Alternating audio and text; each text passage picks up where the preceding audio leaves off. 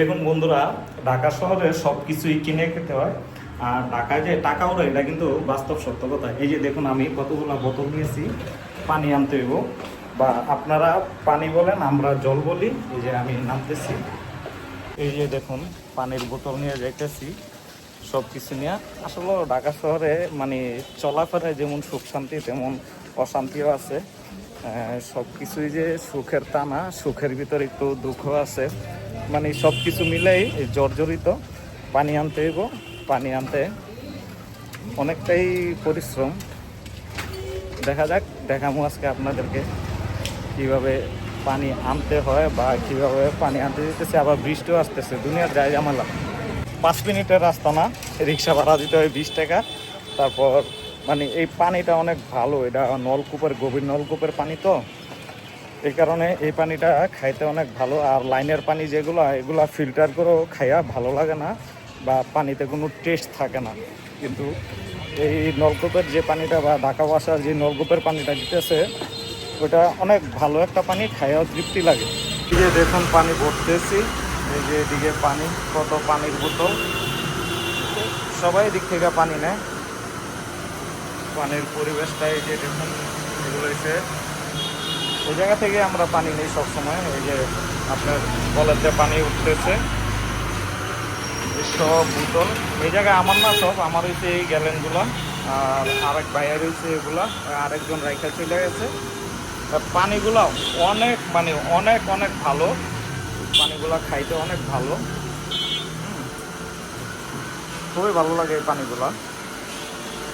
আর এই যে বইরা যাইতেছে, আমরা এই পানিগুলা খাইয়া একটা তৃপ্তি লাগে, যে একটা পানি খাইলে তৃপ্তি, ওই তৃপ্তিটা পাওয়া যায় পানিগুলা খাইলে।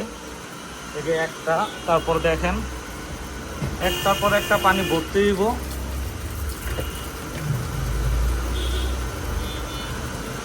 মানে কষ্টে, ঢাকাতে কথাই আছে, ঢাকাতে টাকা ওড়ে।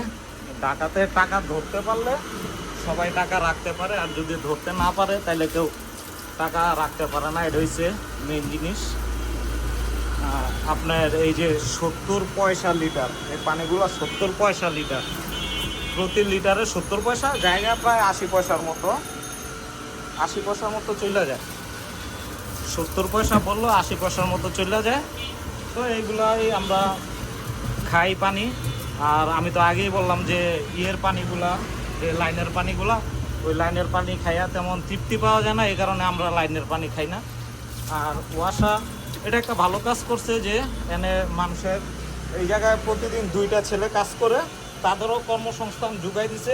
এরকম একটা দুইটা না, অনেক অনেক ওয়াসার এরকম পানির ইয়ে আছে, ড্রিঙ্কিং ওয়েল আছে ঢাকাতে। তো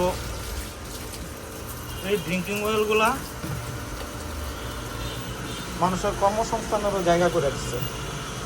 তারপর পানি আবার এই যে রিক্সা দিয়ে নিয়ে যেতে হইতেছে, এই সে আমাদের অবস্থা, যে রিক্সা দিয়ে নিয়ে যেতেছি পামে।